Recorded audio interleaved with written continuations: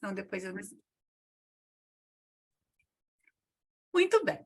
Então, para quem está chegando aqui pela primeira vez, eu sou a Lu Moura, consteladora, terapeuta floral sistêmica, entre outras cositas más, né? Porque a gente está sempre estudando alguma coisa, a gente está sempre aprendendo alguma coisa. Eu já atuo nessa área terapêutica há mais de 20 anos, mas eu sempre digo assim que a primeira grande esquina da minha vida eu dobrei quando eu conheci os florais de Bach.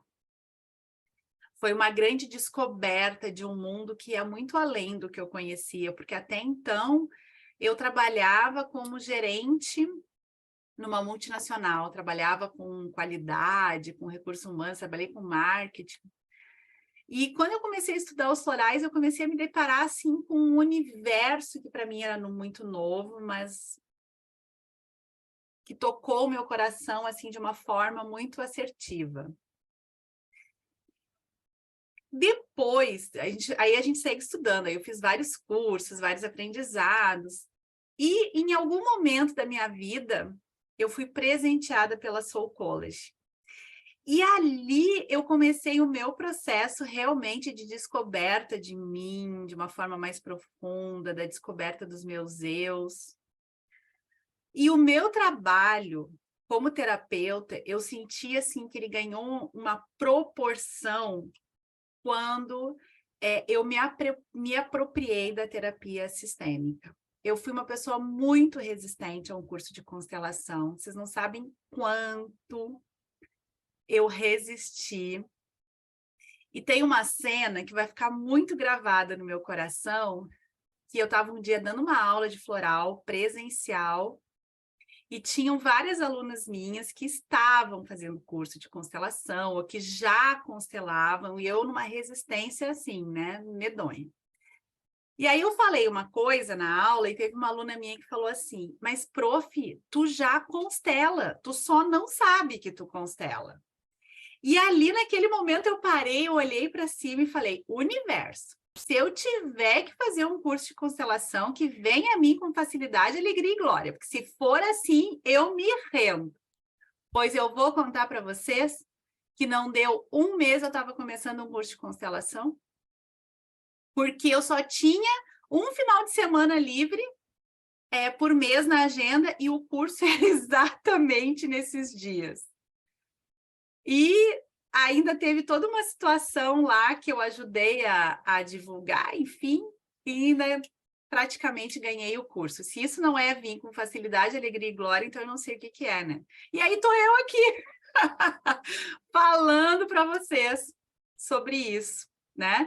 Então é muito engraçado, porque aquilo que a gente mais resiste tem realmente esse chamado, é que a gente tem medo, né? Quando o nosso coração vibra mais forte, quando o nosso coração sente o chamado, né, mais profundo da alma, a gente realmente sente medo. Porque muitas vezes não é um sentimento novo, um sentimento comum para nós. E a terapia floral sistêmica, ela nasceu de uma forma muito simples. Muito simples. Porque eu comecei a fazer. E eu não conseguia mais atender as pessoas sem unir esses dois grandes princípios, que é o que eu vou falar para vocês, seguindo a orientação desses dois grandes mestres, né, que foi o Dr. Bach e o Bert Hellinger. E hoje é uma coisa muito natural. E já faz alguns anos que as pessoas vêm me pedindo para falar mais sobre a terapia floral sistêmica, para trazer mais informação. E eu estava protelando muito, porque isso ainda não estava assentado no meu coração como que eu iria ensinar. Eu fazia, mas ainda não estava claro para mim como que eu iria ensinar. E em função desse desafio que aconteceu agora, nessa virada do ano, e aí é muito importante falar da Maria Cristina, da Estela e da Isobel, que a gente estava juntas com uma proposta, e aí eu falei, fiz uma reunião com elas e falei, meninas, a questão é a seguinte, não cabe mais no meu coração fazer de outro jeito, mesmo que eu queira, não cabe. E aí elas toparam. E aí, eu comecei a pegar, gente, foi muito mágico, assim, porque aí eu comecei a pegar tudo que eu tinha escrito já sobre a terapia floral sistêmica, tudo que eu já tinha pensado, e estava tudo pronto no meu computador, sabe? Estava tudo pronto, porque ao longo desses anos, aquilo veio tão natural que não tive que fazer esforço. Mas isso não faz com que esse momento aqui, para mim, né, não seja um momento assim muito feliz, mas ao mesmo tempo ansioso no sentido de apresentar tudo isso para vocês pela primeira vez. E eu queria dizer que eu sou muito grata por vocês estarem aqui comigo, compartilhando esse momento. Vocês podem ter certeza que cada um tem um lugarzinho muito especial no meu coração. Muito obrigada. Então, eu vou compartilhar uma tela, né, para que vocês me acompanhem. Eu vou pedir que vocês tenham papel e caneta e tudo aquilo que eu for falando e que vocês ficarem com dúvida, que vocês quiserem trazer algum comentário, algum apontamento, eu vou pedir que vocês anotem, tá? Quem não tem papel e caneta na mão pode escrever no chat. Por quê? Para que a gente fique com uma gravação bem legal para depois vocês terem acesso a ela, tá? E aí, no final, então, eu respondo a todas as perguntas, a todas as dúvidas de vocês, ok? Vamos lá, então? A proposta hoje, nessa noite, eu quero falar para vocês sobre a terapia floral sistêmica e a proposta que eu trago da constelação aplicada aos florais de Bach. E da onde que isso se fundamenta, tá? Em algo que eu acredito e que eu vejo de uma forma muito especial, que é que o terapeuta floral sistêmico, ele olha além do que os olhos veem. O que que é isso? Nós entendemos que o nosso corpo é o aspecto visível da nossa alma, aquilo que é tangível, aquilo que guarda a nossa memória, né? Eu sempre falo que as nossas emoções, elas não estão na nossa mente, as nossas emoções, elas estão no nosso corpo, é ele que guarda toda a nossa memória emocional. E a nossa alma, então, é o aspecto invisível do nosso corpo. E os nossos sentidos são a expressão dessa conexão. Então, quando a gente está falando da terapia floral sistêmica, a gente está falando de trabalhar com uma metodologia que vai buscar enxergar além do que os olhos veem, entendendo que nós temos, sim, uma parte que é tangível, que é visível, e que esta parte tem uma tarefa explícita que tem que ser feita, que é uma mudança de comportamento, que é uma mudança de hábito, que é uma mudança de atitude. Mas nós temos o aspecto invisível do nosso corpo, que é para onde a nossa alma olha que está a dor do nosso coração. Então, quando a gente está trabalhando com a terapia floral sistêmica, a gente entende que nessa tarefa implícita está olhar para a nossa alma, olhar para onde que ela está olhando e entender o que dói e por que dói, né? Esse é o desafio, então, da terapia floral sistêmica, tá? Deixa eu dar uma olhadinha aqui para a gente mudar os slides. Ok. Muito bem. Vamos lá, então. Eu tô sem... Peraí, só um pouquinho. Ah, achei aqui. Ok.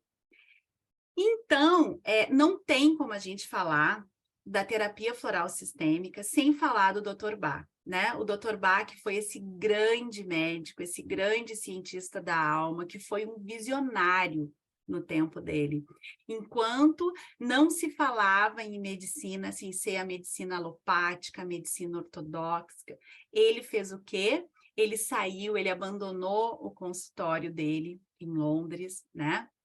Ele foi para o interior do país de Gales, ele foi atrás de uma medicina que não fosse invasiva, de uma medicina que contemplasse não só o nosso físico, mas também a nossa alma, porque ele nos disse que adoecemos na alma, e o nosso corpo traz o reflexo da doença das nossas emoções, né? E que a doença, ela nada mais é do que um alerta, que ela vem para nos avisar que a nossa alma está vivendo em dissonância com a nossa personalidade, ou seja, estamos vivendo fora da senda da nossa alma, estamos vivendo fora do propósito da nossa alma.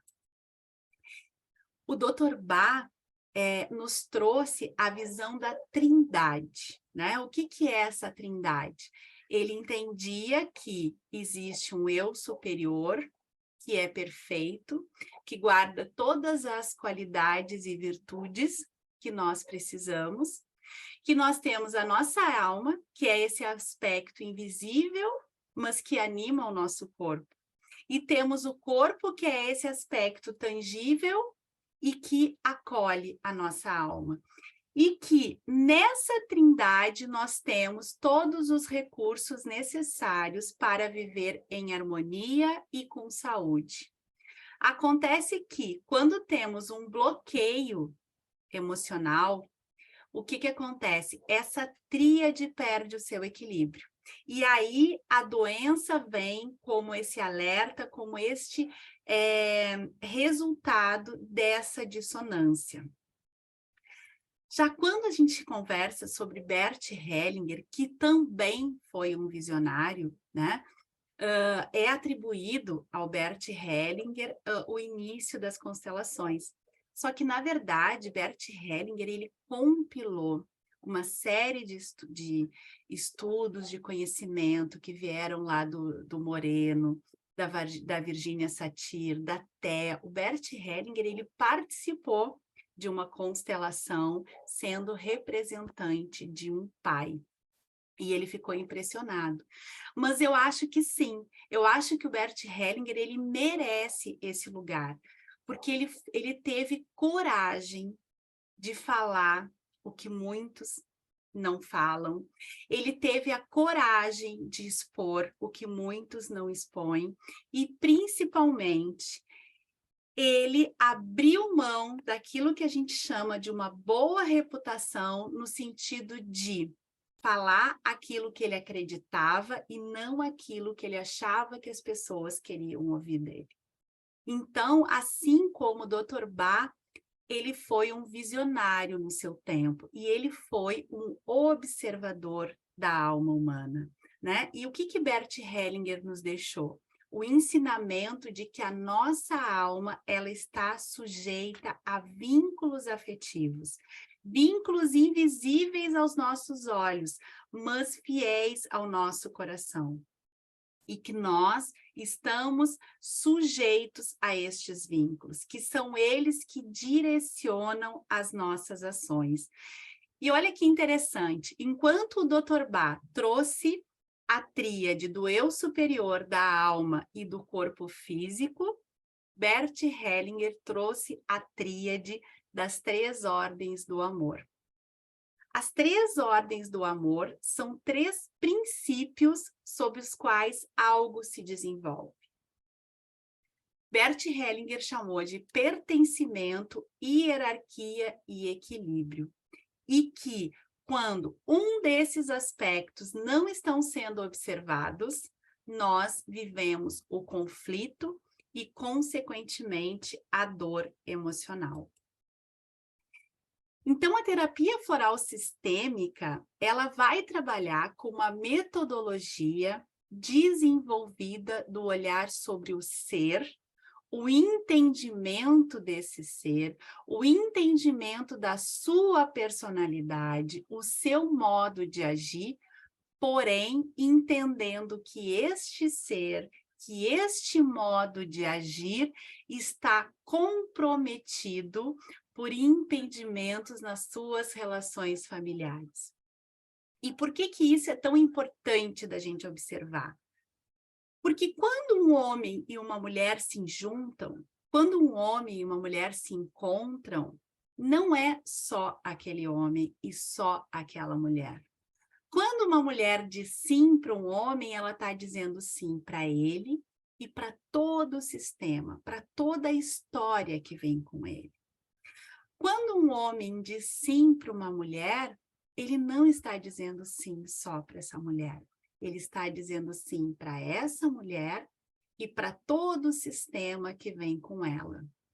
E aí percebam que eu fiz aqui uma brincadeira com as cores, porque nós temos o sistema da mulher amarelo e o sistema do homem representados de azul. E o fruto dessa união são os filhos. E esses filhos têm um sistema verde. Vocês lembram das cores primárias? O que acontece quando a gente junta o amarelo com o azul? Nós temos os verdes. E essas crianças, o que elas são? 50% do sistema da mãe e 50% do sistema do pai. Então, quando eu vou atender esta mulher, quando eu vou atender este homem, ou quando eu vou atender essas crianças, eu não tenho que ver somente aquele indivíduo, eu tenho que ver aquele indivíduo dentro do seu contexto e da sua alma familiar. Então, percebam que nesse método terapêutico, o nosso olhar está voltado, sim, para a dor emocional que o nosso cliente tem, porque ele vai vir, ele vai chegar, ele vai trazer uma dor emocional, porque é isso que ele vem buscar, o alívio para essa situação. Porém, nós vamos olhar para essa dor emocional buscando identificar qual é o conflito que existe ali, e eu vou fazer essa leitura deste conflito através da visão sistêmica. E o que eu vou buscar a partir daí? O entendimento, a consciência e a transformação dessa dor emocional. Por que consciência? Porque nós só conseguimos mudar, entender ou transformar aquilo que conhecemos, aquilo que está visível aos nossos olhos. Porém, não basta só conscientizar, eu tenho que entender de que forma esta situação age na minha vida, de que forma eu me torno leal àquela situação, de que forma eu vou criando processos, muitas vezes, de expiação com autossabotagem, aonde que o fluxo energético do amor está interrompido nessas relações. E só depois, então, de conscientizar, de entender, é que é possível transformar. E o resultado disso é o que eu chamo do assentimento. Que o assentimento é uma fala, né, muito presente no João Garriga, aonde ele diz que assentir é permitir que algo descanse em nosso coração. E ele traz uma visão sobre isso que me apaixona muito, quando ele diz que problemas não são resolvidos, problemas são dissolvidos quando eles encontram, então, este lugar de descanso no nosso coração. E quando a gente fala, então, das ordens do amor, o que nós estamos falando? Do pertencimento, da hierarquia e do equilíbrio. E é claro que aqui eu não tenho a pretensão de te trazer um olhar muito profundo sobre essas três leis, mas se nós entendermos a nossa vida como uma grande árvore, a semente, ela cai perto da árvore mãe. Só que muitas vezes este terreno, ele é árido, ele é seco, ele pode ser arenoso. E ao entrar em contato com a terra, essa semente ela escolhe entre germinar ou não germinar. E quando essa semente ela escolhe germinar, se aquele terreno está árido, está seco, ela tem que profundamente projetar suas raízes para que ela possa buscar água, para que ela possa se nutrir. E muitas vezes ela pode olhar para o pomar do vizinho e dizer, ali a terra é tão fofa, ali a terra é tão fértil, ali a terra é tão úmida. E ela pode desesperadamente questionar a vida. Por que que ela caiu naquele pomar tão árido? Por que que ela não caiu, né, naquele pomar aonde a terra é mais adubada, é mais fofa e é tão mais fácil de se desenvolver? Aonde cai a nossa semente é o lugar a qual nós pertencemos. Independente da nossa vontade, foi o lugar aonde a nossa semente caiu. E foi ali que ela disse sim, porque ela escolheu germinar. E na primeira seca que vier, é bem provável que a nossa raiz ela já saiba aonde tem água. Enquanto o pomar vizinho está lutando contra a seca, né, as suas raízes elas estão mais horizontais, porque afinal naquela terra tem umidade, tem nutrientes, ela não precisou fazer esforço. A nossa árvore ela sabe aonde buscar esses nutrientes, porque as raízes estão profundamente conectadas com a terra. Isso também pode acontecer numa grande tempestade, justamente por as nossas raízes estarem ali firmes àquela terra, nós nos agarramos a ela e assim não cedemos ao vento. Então percebam que por mais difícil que seja a história, a minha história, a tua história, a história do cliente que nós estamos atendendo, quanto mais difícil é essa história, quanto mais ele se apropriar dela, mais forte e profundamente vão estar as suas raízes. Então, o pertencimento, ele fala que sim, o local aonde nós nascemos é o nosso sistema, e é ali aonde nós pertencemos, e não só nós. Todas as outras árvores que caíram naquele pomar pertencem àquele sistema. Independente se tem uma árvore com o tronco mais seco, outra árvore que às vezes está com fungo, tem outra lá que nunca conseguiu gerar frutos. Independente da história de cada uma daquelas árvores naquele pomar, eles pertencem. E nós pertencemos. E quando as nossas raízes estão assim profundamente conectadas com a terra, o que que acontece? A nossa semente começa a se desenvolver e aí vem o seu tronco.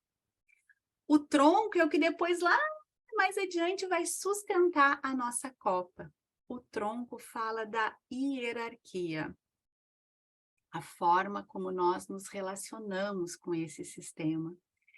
E a hierarquia nos diz que quem chegou primeiro tem prioridade de quem vem depois. Ou seja, nós temos que respeitar aqueles que vieram antes, aqueles que são maiores, né?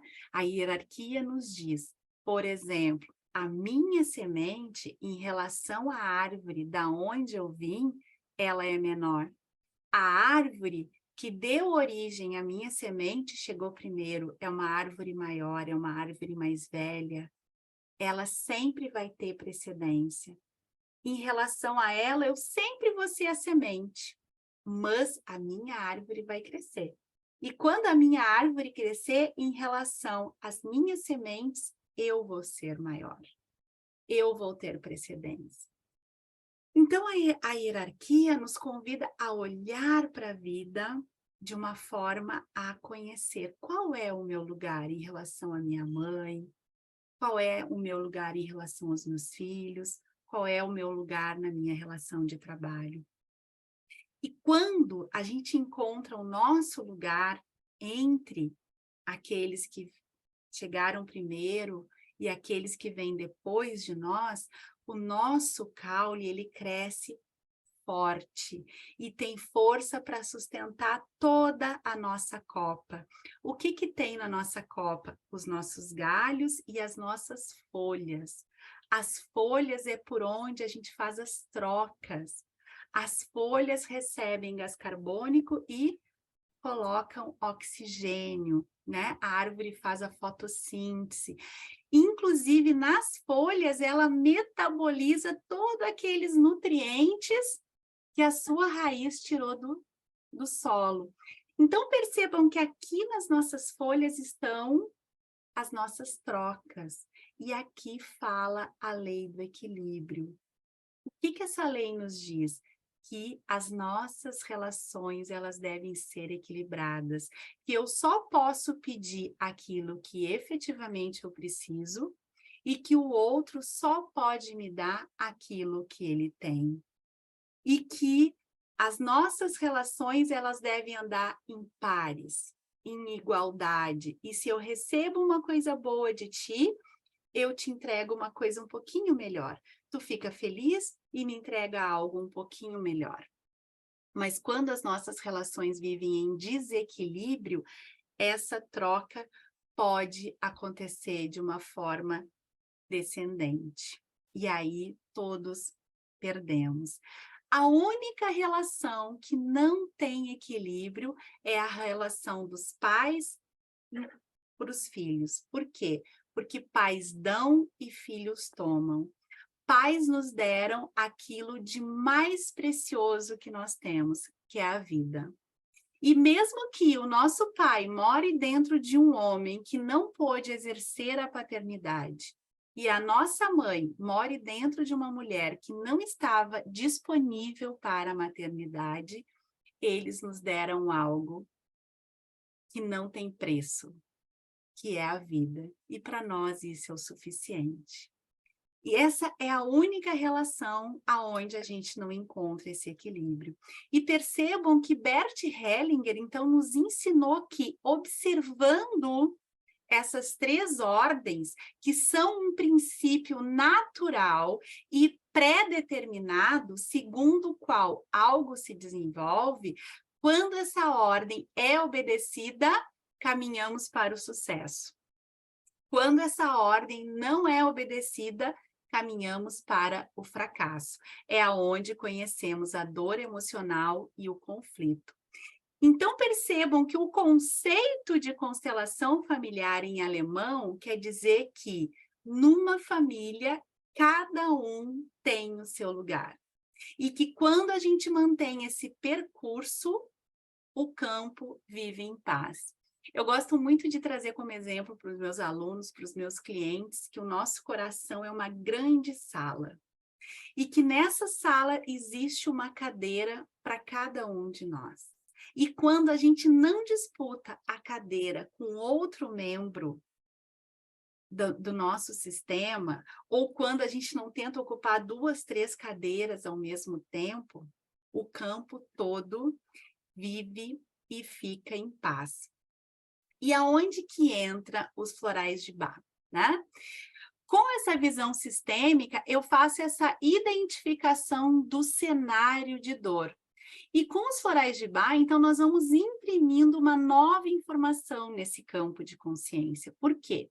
Porque as essências, elas, em ressonância com este campo da alma familiar, elas vão criar um campo ativo e receptivo para essa consciência, entendimento e transformação da dor emocional. Então, perceba que a terapia floral sistêmica, ela está baseada nessa integração dessa leitura sistêmica com um método tradicional de observação e elaboração da fórmula do nosso cliente. E aí eu quero te falar um pouquinho sobre a alquimia das flores, né?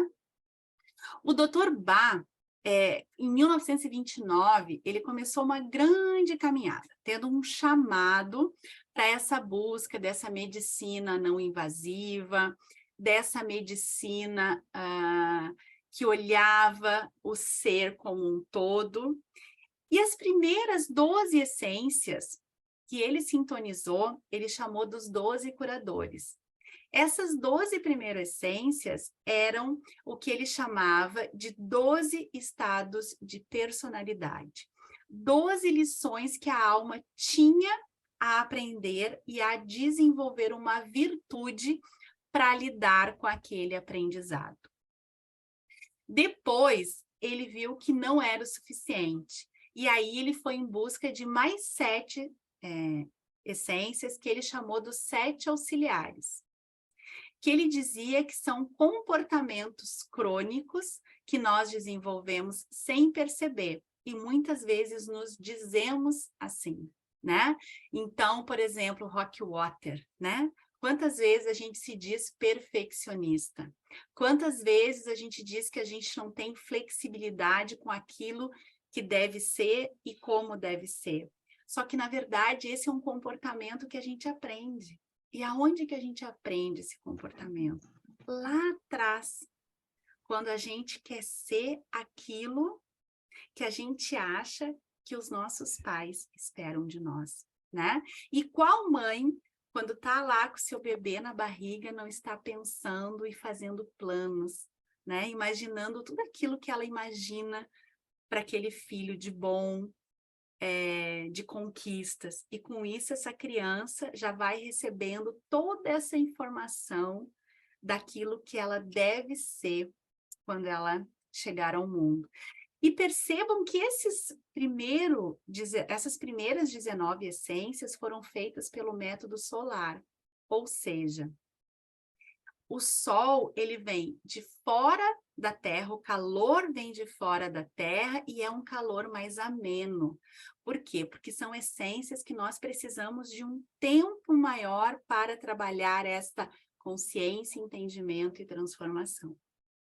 Quando nós falamos dos 19 complementares, Dr. Bá dizia que eram essências mais espirituais. Por quê? Porque essas essências, elas nos ajudavam a lidar com desafios que a vida nos traz. Com a exceção do White Chestnut, todos os outros 18 florais dos 19 complementares são feitos pelo fogo. Ou seja, a flor, ela ferve em torno de 30 minutos, ela entrega tudo que ela tem, ela se transforma para trazer a sua consciência vegetal. Então, são essências que trazem consigo o fogo, o calor da transformação. E o que o Dr. Bá percebeu? Cada floral, né? Aqui nesse caso a gente está trabalhando com Rock Rose, ele tem uma consciência vegetal que vem a partir da sua assinatura. Ou seja, né? Vamos pegar aqui o Rock Rose. Vocês percebem que o Rock Rose ele está com os botões todos voltados para baixo? O que acontece? Quando o Sol incide sobre esse botão, ele se volta para o Sol, ele se abre e ele faz um movimento de mais ou menos 180 graus acompanhando esse Sol. E quando o Sol se põe, aquela flor morre. Ou seja, o desafio do Rock Rose é lidar com a energia de vida, morte e vida, né? E quando o Dr. Bá faz esse estudo, né, que tão lindamente foi complementado pelo Julian Barnard, a gente entende que quando a água, que é o grande receptor dessa energia, dessa consciência vegetal, que tem no calor, seja ele do sol ou do fogo, impresso nessa água, a vibração, a consciência vegetal dessa planta, quando nós recebemos aqui no frasco do floral essa vibração, ela vai entrar em ressonância com o meu campo, com a minha água, com as minhas células, com os meus tecidos, mas também com todo o campo emocional, o qual eu estou me desenvolvendo. Então, percebam que o princípio de ação do floral é transformar a nossa dor emocional, né? Como que essa transformação é feita? A partir da consciência, do entendimento e da transformação. E cada essência floral, ela vai atuar num tipo de emoção. E por que isso é importante? Porque quando a gente percebe no campo sistêmico qual é das 3 ordens, às vezes pode ser as 3, né? Está em desequilíbrio, de que tipo de emoção a gente está falando, ao usar a essência floral, a gente está emanando uma energia curativa, não só para o campo energético do meu cliente, mas por ressonância para todo o sistema. E a partir do conhecimento de uma emoção, nós passamos a vibrar aquela emoção no campo. Deixa eu explicar isso um pouquinho melhor. Depois de uma constelação, por exemplo, a gente fala para o cliente, olha, você tem que tomar o pai, você tem que tomar a mãe, você tem que dizer sim para a sua vida, como foi. E como é que faz isso? Como que a gente desenvolve amor para uma pessoa que a gente não conhece? Como que eu vou dizer sim para algo que me dói tanto no meu coração? Vocês percebem? Porque quando a gente faz essa leitura sistêmica, a gente sabe o que tem que ser feito. O cliente sabe o que tem que ser feito. A questão é como fazer algo que não existe uma memória no meu sistema, não existe uma memória corporal, não existe um trilho emocional positivo que eu possa reconhecer para desenvolver aquela emoção. E é exatamente aqui que entram os florais, imprimindo, então, essa virtude, né? Trazendo esse conhecimento. Então, vamos falar um pouquinho sobre a terapia floral sistêmica. Como que eu entendo que essa terapia vai contribuir, né? Quando o cliente chega, ele vai trazer um tema, que pode ser confiança, pode ser falta de tempo, pode ser insegurança, pode ser busca de reconhecimento, pode ser realização, pode ser dinheiro, pode ser cliente, enfim, né? Ele vai trazer um tema, mas eu tenho que entender qual é o cenário da dor, aonde que está essa informação. E eu digo para vocês que essa informação está num coração que dói. E por que esse coração dói? Este coração dói porque a alma está voltada para lá, né? Eu sempre digo, para onde a alma olha? E quando esse coração dói, quando esse coração está partido, esta alma está olhando para algo do passado. Ela está presa ou algo num passado recente, né? Ou num passado mais distante. Mas o fato é que esta alma está de costas para a vida. Ela não está conectada com o momento presente. E aonde que eu vou buscar essa informação? Da onde esse coração está partido? No que a gente chama do campo morfogenético, né? O que eu sempre falo, assim, antes de um grupo de constelação, antes de uma turma, antes de um atendimento, eu sempre digo, que a constelação, ela não é mediúnica, né? Ela não é um processo mediúnico, mas que ela é, sim, um processo espiritual. Assim como eu entendo que o trabalho de um médico é espiritual, o trabalho de um professor é espiritual, o trabalho de um engenheiro, de um enfermeiro, enfim. Por quê? Porque somos seres espirituais em evolução, né? Então, acho que a nossa vida, a nossa experiência, ela é uma experiência espiritual. Porém, quando a gente trabalha nesse campo, a gente não está trabalhando, a gente não está tendo uma experiência mediúnica. A gente está entendendo que o Rupert Sheldrake, né, que é um biólogo inglês, identificou e trouxe à luz para nós a existência de uma força etérica da consciência. E que essa força etérica, ela transcende a matéria. Né? Ele trouxe o conceito dos campos morfogenéticos como campos que organizam e mantêm a forma da matéria. Esse campo, ele não é de energia, ele é um campo de informação. Então, quando a gente trabalha com a ressonância morfogenética, a gente está falando de informação que se propaga de um interior de um corpo e ela vai se propagando numa difusão não intencional. Este campo, ele não tem um padrão de bom ou ruim, ele simplesmente faz uma repetição da informação que está ali. Eu sempre falo assim, é que nem o computador, né? O computador precisa de alguém que programe ele. E aí, o que ele vai fazer? Ele vai seguir aquilo que está ali sendo programado. E essa ressonância, essa repetição desse padrão, ela não tem, ela é atemporal, tá? Ela não depende de tempo e nem de distância. Eu não sei se vocês já ouviram falar na teoria do centésimo macaco. Essa teoria, ela é atribuída a um biólogo sul-africano, que é o Lion Watson, que no livro dele, ele escreveu sobre uma pesquisa que aconteceu em 1952 na ilha de Koshima, no Japão. Nessa pesquisa, existiam mais de uma ilha e tinham macacos nessas ilhas. E os pesquisadores iam e jogavam batata doce para esses macacos para que eles se alimentassem. Num determinado momento, os pesquisadores perceberam que uma fêmea de 18 meses, ela lavou a batata doce na água do mar. Conforme ela foi tendo todos os dias essa prática, os outros macacos jovens passaram a repetir esse comportamento. Conforme todos os macacos jovens repetiram esse comportamento, os macacos mais velhos também passaram a repetir esse comportamento. Até aí era razoável. Por quê? Porque todos eles estavam ali dividindo, compartilhando de um mesmo espaço físico.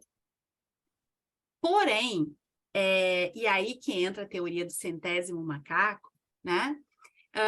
Quando um determinado número de indivíduos naquela ilha, que se atribui ao centésimo macaco, aprendeu e passou a praticar aquela informação de lavar as batatas antes de se alimentar, os pesquisadores perceberam que na ilha vizinha, os macacos já estavam começando a fazer da mesma forma. Porém, esses macacos não se comunicavam entre si, eles não tinham, eles estavam divididos, separados pelo oceano. Então, percebam que a teoria do campo morfogenético, ele nos diz que é muito mais fácil aprender o que outros já aprenderam, é muito mais fácil fazer o que outros já fizeram. E neste campo de consciência, a informação se propaga. E é exatamente neste campo de consciência que o terapeuta floral sistêmico vai trabalhar. É neste campo que ele vai entender aonde o coração do cliente dói e com quem ele está ressoando, né? Para onde a nossa alma olha, o que existe, que informação tem aqui nesse sistema que esse cliente traz hoje para a vida dele, né? Então, vamos pensar assim, vamos supor que o meu cliente, ele traz uma questão sobre relacionamento. E aí eu começo a trabalhar com os bonecos, eu começo a entender o cenário da dor, e o que eu percebo? Que a criança do meu cliente está entre o pai e a mãe, ou seja, aqui esse coração se partiu. Algo aconteceu com esse casal, na conjugalidade deles, que afetou a parentalidade. Então, esta criança segue condicionando este coração quando a gente fala de relacionamentos. Então, mesmo que aqui esteja eu adulta, me relacionando com a minha companheira, com o meu companheiro, quem está por trás desta relação e me dizendo, cuidado, é perigoso, não confie, você não pode agir assim, é essa criança. É aqui, é para cá que a minha alma olha. Então, eu posso dizer para essa cliente, olha, você tem que sair aqui do meio do seu pai e da sua mãe, eles são adultos. O que aconteceu entre eles é coisa de homem e mulher, não te diz respeito. Mas como que faz isso? Como que eu saio daqui? Como que simplesmente eu vou pegar e vou tirar a minha criança para cá? Talvez a primeira coisa que essa criança precise seja poder expressar a sua dor, a sua raiva, né? Essa pessoa entender que muitas vezes a raiva que ela tem talvez do marido, do companheiro, não é, é uma raiva que não foi expressa pelo pai.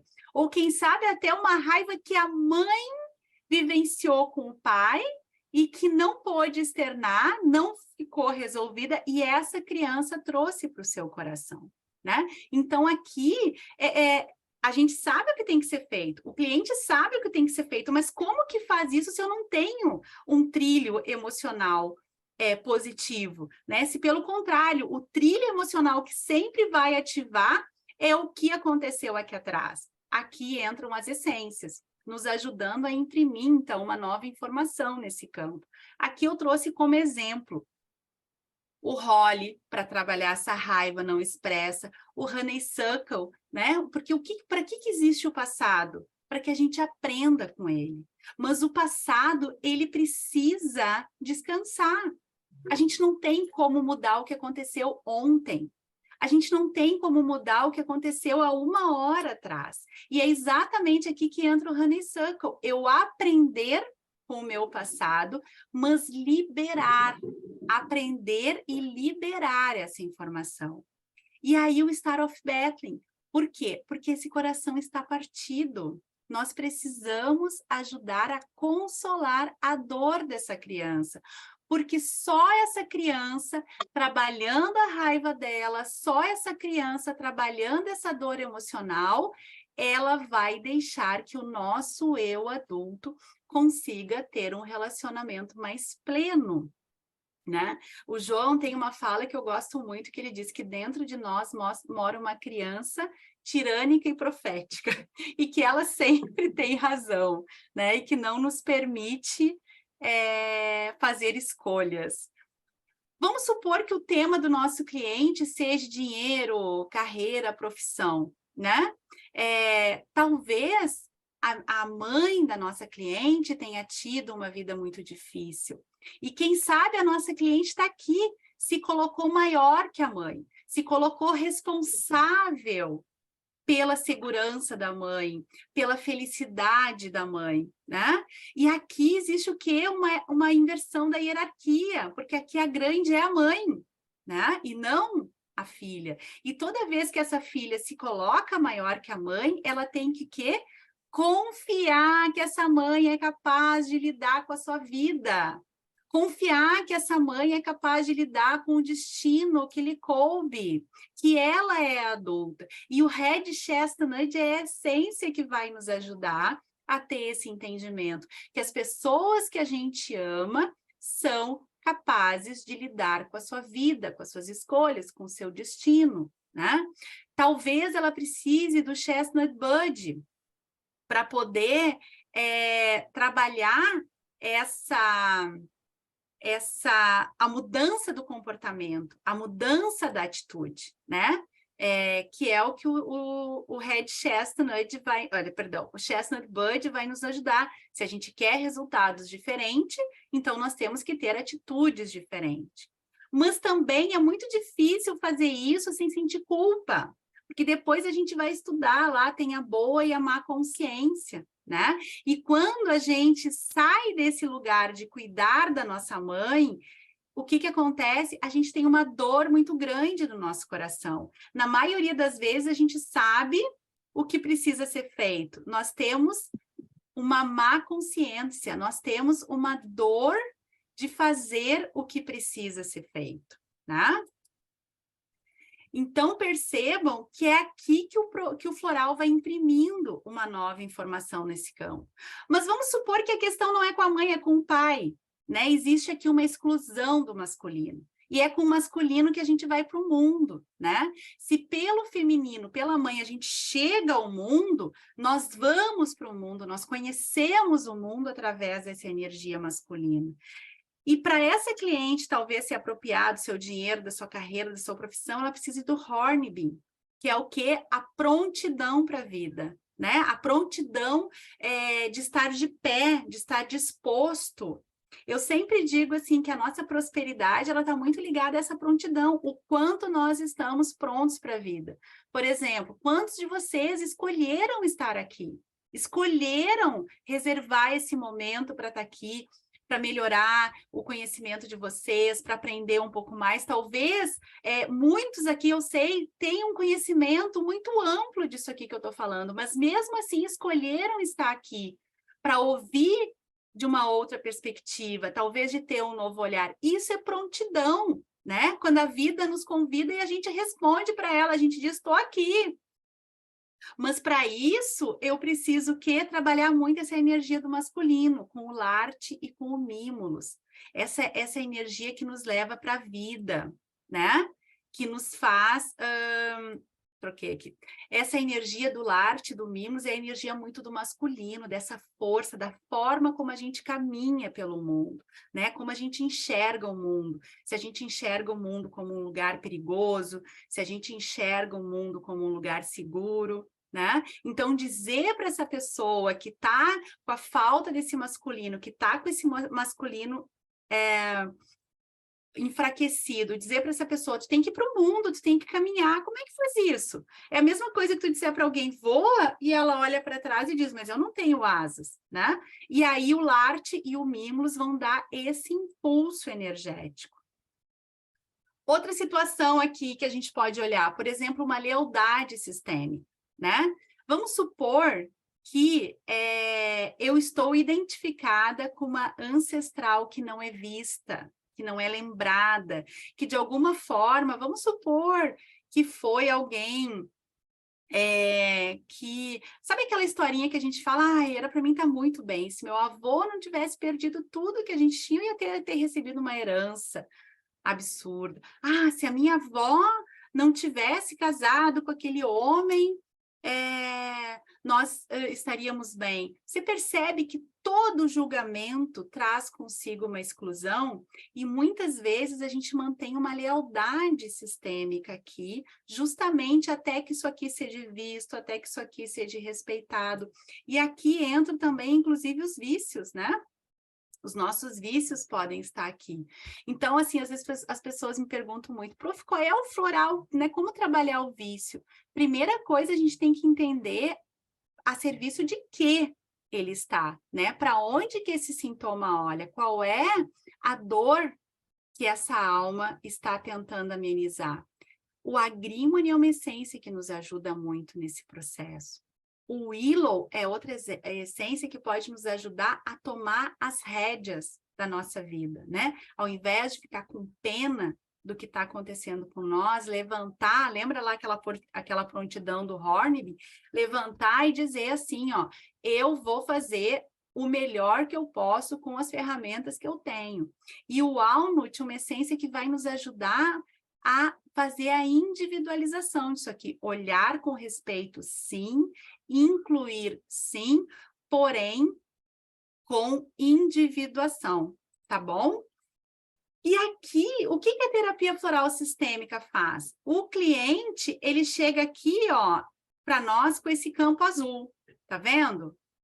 E aí, o floral tem esse campo aqui dourado. E o que vai acontecer? Conforme ele vai usando as essências florais, as essências vão alterando a vibração desse campo, vão alterando esse campo que contém e transmite informação. Essa aqui é a nossa maior fundamentação. E como que o terapeuta, então, vai montar essa fórmula, né?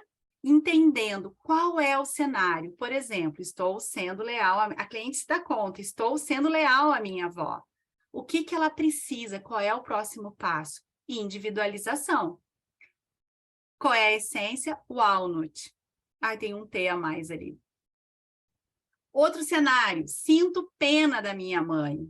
O que ela precisa? Confiar que a mãe é capaz, que ela é adulta, que ela é maior, né? Red Chestnut.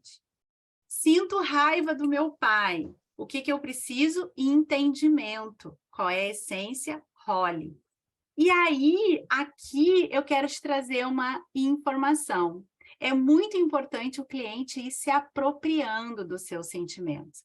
E aqui tu vai perceber por que a prof falou lá dos 12 curadores, dos 7 auxiliares e dos 19 complementares. Porque, na verdade, aqui tu vai entender por que que algumas essências ficam mais tempo na fórmula. Por que que outras essências parece que agem mais rápido? Porque os 12 curadores e os 7 auxiliares estão falando de um padrão de comportamento. Nós precisamos mais tempo para esse entendimento, para essa consciência, entendimento e transformação. Enquanto os 19 complementares, eles falam de situações que a vida nos traz e da forma como a gente vai lidando com ela. Então, gente, a gente já está aqui se encaminhando para o final. Eu quero falar para vocês sobre alguns mitos e verdades sobre tudo isso. O primeiro mito que eu quero te convidar a pensar é a respeito do Quiron, né? Que é o arquétipo do curador ferido. O Quiron, ele conversa muito com nós terapeutas, né? Porque o Quiron, ele era um centauro, e ele foi, Hércules foi discípulo de Quiron, né? Quiron ensinou, ele era médico, cientista, ele conhecia de astrologia, ele estudava medicina, e acidentalmente Hércules feriu uma anca de Quiron com a sua flecha envenenada. Só que Quiron, como ele era um semideus, ele não morreu. Só que aquela ferida não curava. Então, todo dia ele curava a ferida dele e durante a noite ela abria. E assim, ele se tornou um excepcional médico. Por quê? Porque ele olhava com amor para a dor do outro. Ele olhava com amor para a ferida do outro, né? Então, o nosso caminho como terapeutas é de olhar para a nossa dor. Atrás da nossa dor está o nosso dom. Vocês podem ter certeza, porque quanto mais a gente cuidar da nossa dor, quanto mais a gente dá um significado para ela, eu vou conseguir fazer isso com o meu cliente. Então, perceba que aquilo, eu só vou atender quando eu tiver curado, eu só vou atender quando eu não tiver perrengue nenhum. Não vai atender nunca, porque nós somos seres humanos em aprendizado, nós somos seres espirituais vivenciando uma experiência humana, né?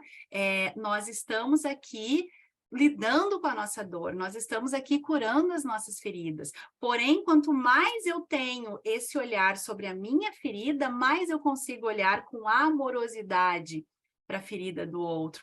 E eu conduzo o meu cliente até onde eu vim. Então, quanto mais longe eu for no meu caminho, quanto mais longe eu for na minha jornada, mais eu consigo iluminar a jornada de quem vem atrás de mim e consigo apontar, aqui tem um perigo, aqui tem uma armadilha, aqui tem um caminho seguro, você pode ir por aí, né?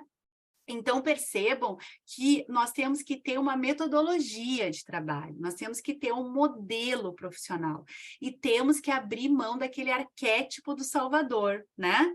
Porque o nosso Quiron, quando ele está em desequilíbrio, o que que acontece? Nós não olhamos para a nossa ferida, nós não cuidamos da nossa ferida e ficamos procurando ferida no outro para curar o outro. E aí, nesse arquétipo do Salvador, a gente fica se ocupando da vida do outro, né? Criando o que a gente chama da codependência, para não olhar para as nossas dores. Então, nós precisamos, primeiro, olhar para as nossas feridas, sim, mas fazer isso trabalhando o nosso aspecto emocional, trabalhando, aplicando na nossa vida tudo que a gente está falando aqui. Eu sempre falo que esse conhecimento sistêmico, ele, antes de tudo, é uma filosofia, é uma forma da gente ver e encarar a nossa vida.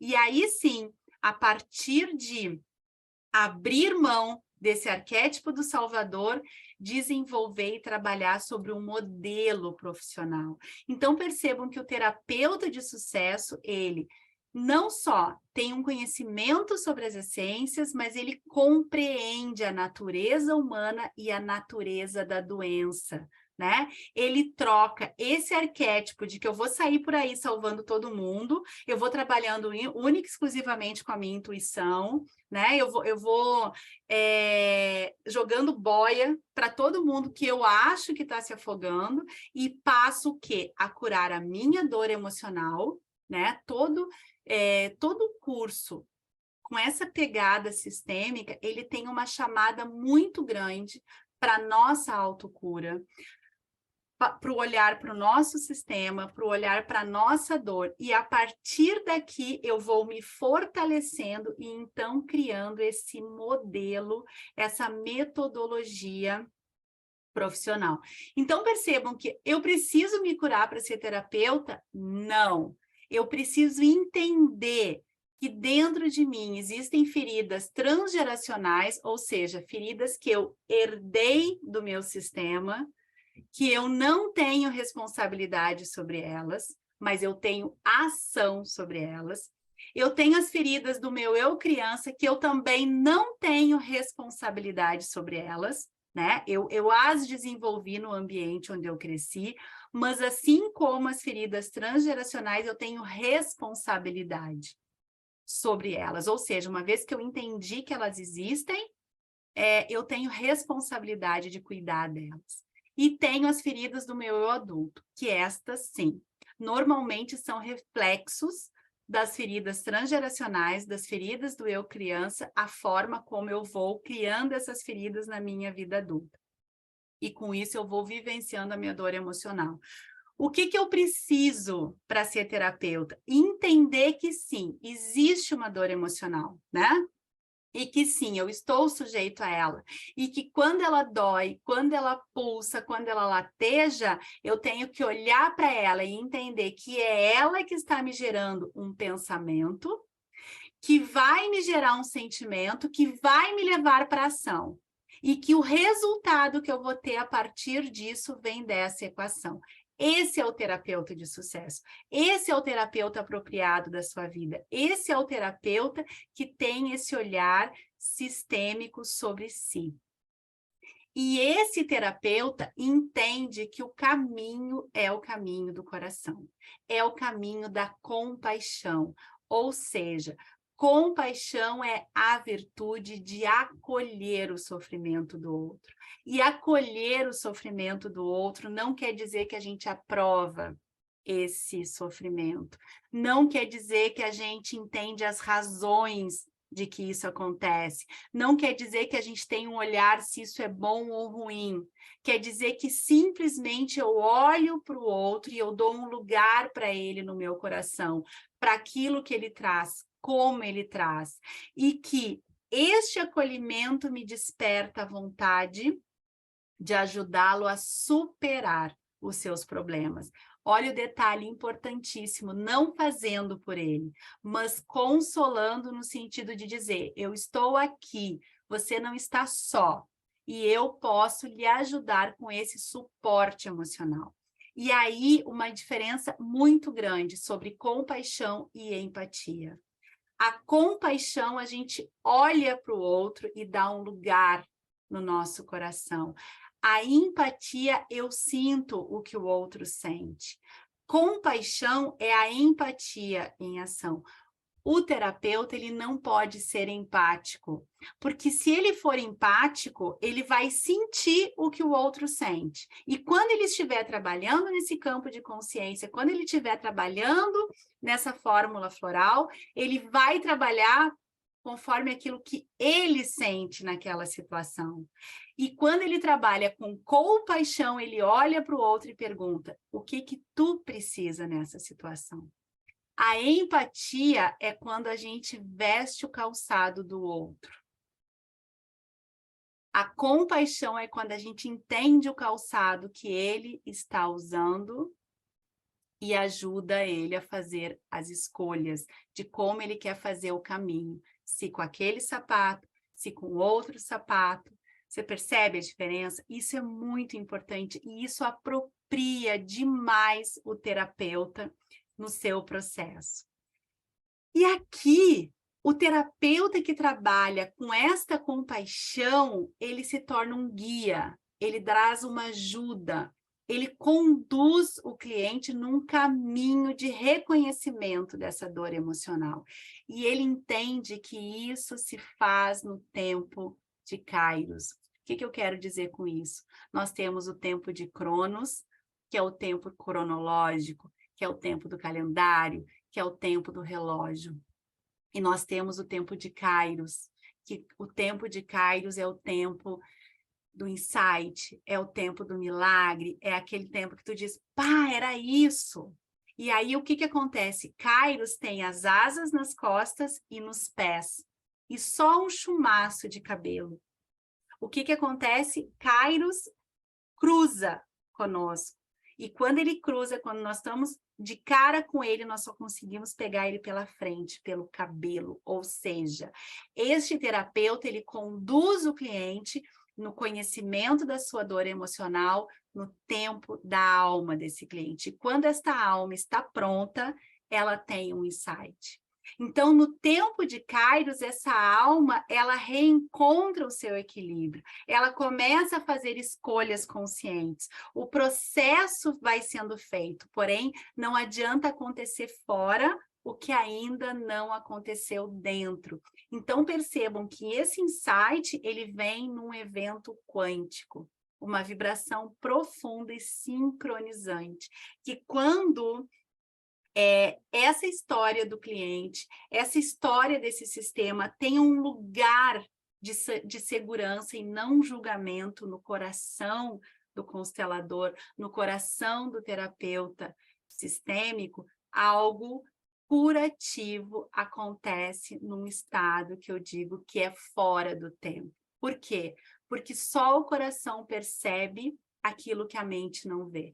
E no terapeuta sistêmico, toda aquela família, não só o seu cliente, mas toda aquela família cabe no nosso coração. E quando o cliente sente que o terapeuta de fato se importa com ele, o processo de anamnese ganha força, porque ele se sente respeitado, né? E qual é o pré-requisito, então, para a gente ser um terapeuta floral sistêmico? Primeiro, a gente tem que se identificar com essa filosofia sistêmica. Segundo, tem que ter um conhecimento básico dos florais de Bach. Precisamos desejar ajudar as pessoas com o nosso trabalho e querer genuinamente contribuir com o mundo. Esses são os 4 pré-requisitos, né? E aí a gente pensa, mas por que eu vou me tornar um terapeuta floral sistêmico? Porque, gente, tem muita demanda, tem muita gente precisando de ajuda, porque é eficaz, porque dá resultado, né?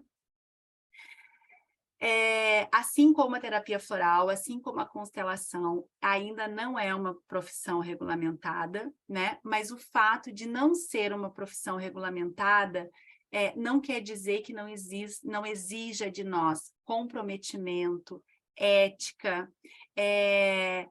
Nós temos que estar apropriados do trabalho que vamos oferecer para o nosso cliente, né? Então, mesmo assim, que não exista um registro, mesmo que não exista uma regulamentação, a gente não vai exercer essa profissão de uma forma só intuitiva, a gente não vai exercer de qualquer jeito, né? Porque nós estamos, em primeiro lugar, comprometidos, né? Comprometidos com o outro, comprometidos com o trabalho que escolhemos ter, né?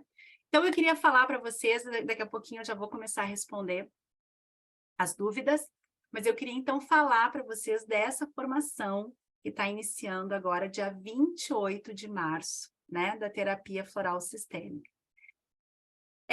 Então, ela está dividida em 16 módulos, né, onde a gente vai olhar para os florais de Bach, os campos de energia, entender um pouquinho mais o que a gente já olhou aqui na primeira parte, entender sobre essa leitura sistêmica, esses campos de consciência, olhar cada uma dessas 3 ordens, de que forma elas atuam, entender o que são esses campos mórficos e como que o terapeuta ele tem que olhar até que sim ele consiga ver, né?